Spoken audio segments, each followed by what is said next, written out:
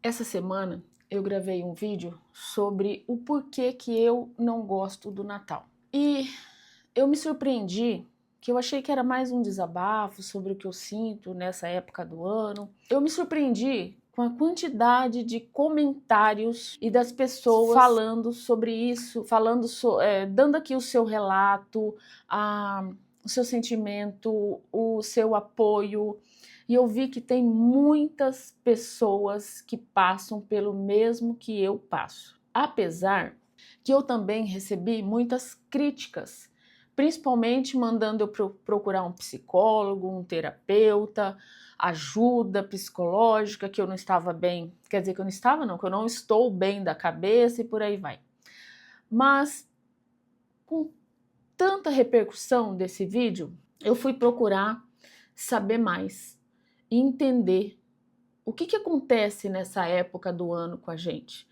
E por que a gente passa por esse período com essas dificuldades, com esses sentimentos, com essa angústia, tristeza e tantas outras coisas. E eu quis trazer hoje para você que está passando também, que passa por essa mesma situação que eu, que isso sim é válido e não somos nós só aqui do canal e de quem comentou que isso acontece com muitas pessoas, síndrome de fim de ano. Muitas pessoas sofrem com isso, mas não falam, porque querem se encaixar, né? Não querem parecer que estão ali fora do grupo, daquele pertencimento. Então, eu quero falar isso hoje com vocês. Eu vou olhar aqui porque eu trouxe bastante coisa aqui que eu acho que vai ser muito interessante para quem passa, assim como eu, por esse processo. Eu fui buscar para vocês as causas. E aí eu sei que muita gente vai se identificar, porque muita gente colocou nos comentários e realmente eu fui buscar e é o que as pessoas sentem mesmo, tá? A chamada síndrome de fim de ano não é um diagnóstico clínico oficial, mas é um fenômeno emocional e social amplamente reconhecido por psicólogos, terapeutas e profissionais da saúde mental. Ela surge da soma de fatores emocionais, simbólicos e sociais que se intensificam neste período. E o primeiro, o peso simbólico do fechamento de ciclo. E o que é isso? O fim do ano funciona como um marco psicológico. A mente entra em modo de avaliação automática. O que eu conquistei? O que eu perdi? O que não deu certo? Para quem carrega frustrações, lutos ou sonhos interrompidos, esse balanço não é neutro, ele é real e ele dói. Segundo, comparação social intensificada. As festas expõem famílias perfeitas, relações felizes, sucesso financeiro, união, celebração e abundância. Mesmo sabendo que isso é recorte e aparência, o cérebro emocional compara. E quem se sente sozinho, endividado ou deslocado se percebe ainda mais fora do lugar. Terceiro, lutos que ficam mais visíveis. Muita gente aqui nos comentários falaram sobre isso, sobre o luto e como elas se sentem a partir daí a respeito de fim de ano, de Natal. Datas comemorativas ativam memórias afetivas, pessoas que já partiram, famílias que não existem mais, às vezes um término, um fim de um casamento ou morte de um dos cônjuges ou do seu pai, da sua mãe, né? Isso pesa muito para muita gente e eu pude ver isso aqui nos comentários, tá? Relações rompidas, né, que eu acabei de falar. O luto que estava administrável estava ali quietinho, né? Ao longo do ano, ganha volume emocional neste período. 4. Pressão social para estar feliz. Bom, isso aqui, gente, isso aqui todo mundo sente, né? Existe uma expectativa silenciosa. Se é Natal, você tem que estar bem, você tem que estar feliz, você tem que estar grata. Isso gera culpa emocional, culpa por não sentir alegria, culpa por não querer participar, culpa por preferir se recolher. Essa invalidação do próprio sentir aumenta o sofrimento interno. Realmente, muitas pessoas são mais sensíveis e ficam muito mais sensíveis nessa época do ano. Quinto, cansaço emocional acumulado. O fim do ano chega depois de um ano inteiro de sobrevivência, você ralou pra caramba, né? Você tá cansado, excesso de cobranças, pouco descanso emocional. É o que a gente mais vive hoje, né? A gente vive um cansaço emocional constante. Quando o corpo desacelera, a mente desaba. Não é fraqueza, é exaustão. Sexto, dificuldades financeiras mais evidentes, despesas extras, dívidas, expectativas de consumo e comparação financeira escancaram a sensação de fracasso para muitas pessoas.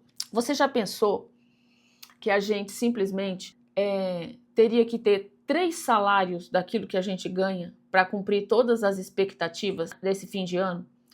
Eu estava pensando agora há pouco, até antes de gravar esse vídeo, que a gente não tem um jantar ou um almoço, são 2, porque a gente tem que fazer algo dia 24 para a virada do dia 25, e dia 25 a gente tem que participar do almoço do dia 25. A gente tem que fazer um jantar dia 31 para o dia 1º, e dia 1º a gente tem também que fazer um almoço para celebrar novamente aí o primeiro dia do ano. Então, na verdade, são 2 ao invés de 1. Então, você já vê aí o gasto nisso tudo, né? Despesas extras, nós já falamos, né?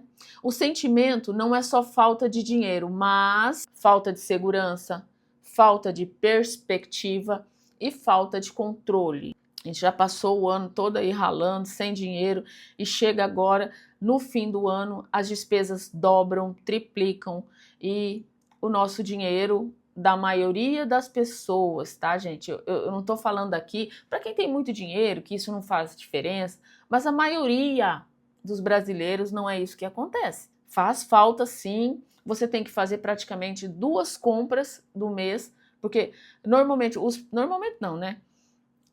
Os produtos que você vai usar em Natal, Ano Novo, são coisas mais caras, então você dobra aí a sua lista de compra, dobra o seu mercado. 7º, isolamento emocional disfarçado. Mesmo rodeado de pessoas, muita gente se sente invisível, não pertencente e não compreendido ou compreendida.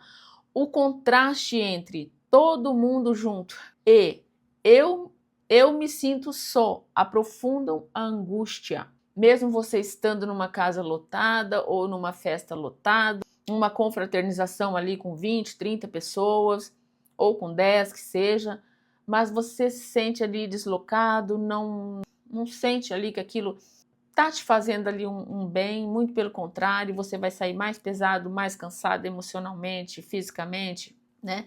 Então isso acontece demais, tá? Você tá ali com familiares, com amigos, com pessoas conhecidas, não quer dizer que você se sente ali bem, que se sente pertencente àquilo ali. Muitas das vezes a gente passa o ano todinho sem conviver com aquelas pessoas. As pessoas mudam, gente, como a gente também muda. E de repente aquilo não faz mais sentido. Mas todo final de ano as pessoas insistem em se reunir com aquelas mesmas pessoas, mesmo não gostando, mesmo não se sentindo bem, para parecer galera, para parecer pertencente, para dizer que são familiares, que são amigos de longa data, sendo que na verdade você fica o ano todinho sem conviver com essas pessoas, você nem conhece mais essas pessoas, porque a vida, ela muda para todo mundo, não é só para um, nem para 2, nem para 3. A gente vai perdendo pessoas ao longo da vida, vão chegando novas, a gente vai trocando de trabalho, a gente vai mudando de casa, a gente vai mudando. A vida vai mudando. Você já olhou uma árvore? Você planta aquela sementinha e ela vem, ela dá frutos, ela cresce. Ela muda, não muda? Com as estações do ano a mesma coisa. Cai folha, dá fruto e renova. As folhas ficam bonitas, ficam novinhas, depois ficam mais mais verde e por aí vai. Então, essa mudança é uma analogia, mas é o que acontece também com o ser humano. O ser humano também muda. E as pessoas não querem mostrar isso, querem dizer que são as mesmas, mas não somos. A gente muda e não é só a gente, o outro também muda. A gente só tem que perceber isso e respeitar. 8. Histórias pessoais difíceis associadas a essas datas. Para algumas pessoas, fim de ano está ligado a conflitos familiares, experiências traumáticas, brigas, perdas, rejeição. O corpo lembra mesmo quando a mente tenta evitar. Então é o que eu falei agora. Às vezes você já teve um conflito ali com alguém ali da família, ou com algum amigo, ou com algum colega, e você simplesmente, porque é Natal. Não, gente, o nosso corpo, ele sabe, o nosso cérebro, o nosso inconsciente, ele traz tudo aquilo. E por mais que a gente tenta disfarçar, quem vai sofrer, vai acabar sofrendo, vai ser o nosso corpo físico, né? Então, tem coisas que não adianta, a gente tem que repensar mesmo. Eu trago isso para a gente analisar, repensar. Não é que ninguém aqui está precisando de psiquiatra, nem de psicólogo. É claro, se você precisa, claro, eu super indico, eu acho muito válido mesmo. Mas o que a gente está falando aqui não é de loucura, não. Muito pelo contrário. Muito pelo contrário. É de, expansão. É da gente estar conseguindo sair da manada, sair da caixa e pensar com a nossa própria cabeça. A gente precisa começar a pensar com a nossa própria cabeça. A gente não precisa ser uma Maria vai com as outras, como nossa mãe dizia, né? A gente não é todo mundo, né? 9. Falta de perspectiva para o futuro. Quando alguém olha para o novo ano e não consegue enxergar saída, a esperança se fragiliza. A dor não é o fim do ano em si. Não são as datas que são culpadas pelo que a gente sente. Não é isso. Eu acho que é tudo o que isso representa, o que as pessoas querem colocar no inconsciente coletivo.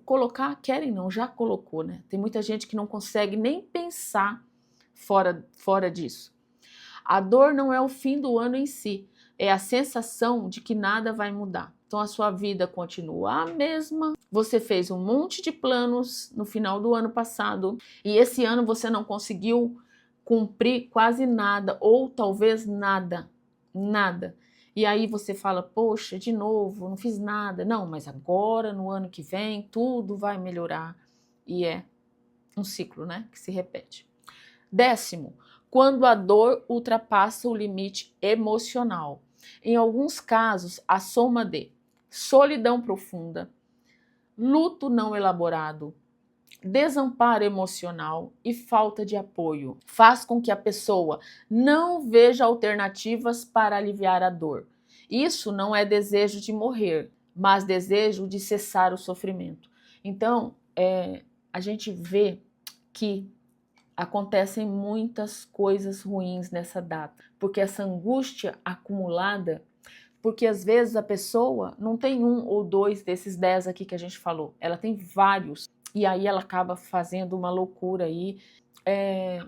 O meu marido mesmo perdeu uma irmã nessa época aí de fim de ano. Então, a gente tem que pensar com muito cuidado, com muito carinho, ser empático com as pessoas, porque eu sei que às vezes tem gente aqui que realmente ele não passa por nada disso, ou se ele passa, ele nem se percebe, ele vai atropelando os sentimentos dele, vai vivendo, o que importa aqui é viver e da forma que for. Ok. Mas tem gente que ele é mais sensível, tem gente que o sofrimento ele pega de uma maneira mais direta.